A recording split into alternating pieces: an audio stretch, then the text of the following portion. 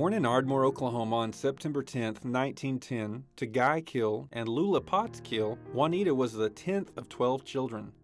At birth, her father gave her the Chickasaw name of Foshi, which she has always cherished. My grandmother is the great-great-granddaughter of Cyrus Harris, who is the first elected Chickasaw governor, and she is also the great-granddaughter of Edmund Pickens, who was the first and only elected Chickasaw chief. My grandmother began her education at the Bloomfield Academy for Girls, and at age 12, she enrolled in the Chilocco Indian School, and she graduated from Chilocco in 1928. She attended and graduated from the Ardmore Business College in 1929, where she was a demonstrator of the stenotype and was a court reporter. She later attended Bacone College at Muskogee, Oklahoma, and East Central College in Ada, Oklahoma. She was married to Ernest Tate, who died in 1981. Juanita has 4 children, 13 grandchildren, 12 great-grandchildren, and 1 great-great-grandchild.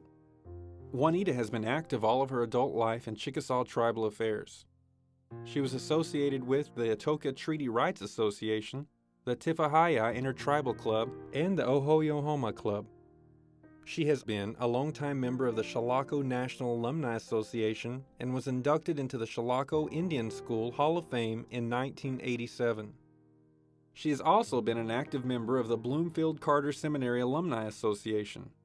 One of the matters of particular pride to her was the development of the Keel Cemetery Association in 1956.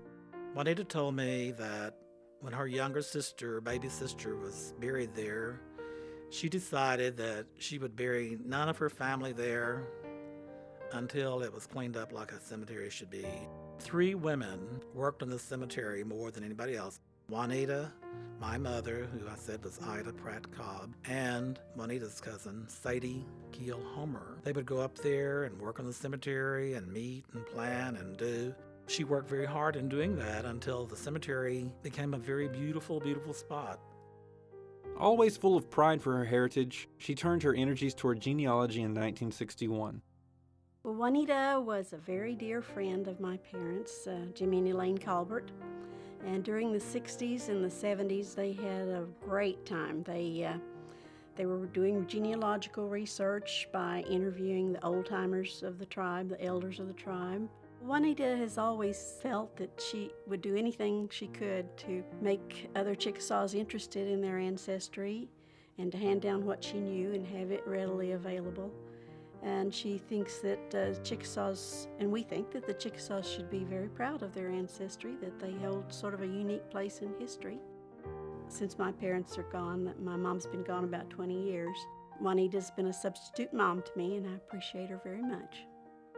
Last month, at the age of 98, she completed a book, a biography of Edmund Pickens, which is being published by the Chickasaw Press and will be released in October at the annual meeting.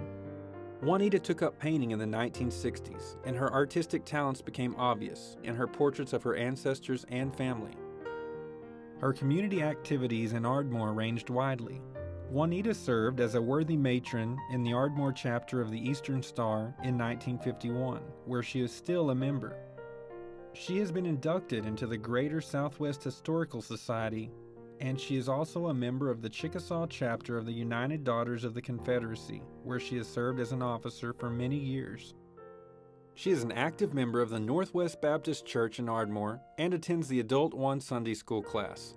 The Chickasaw Nation is proud to induct Juanita Tate into the 2008 Chickasaw Hall of Fame.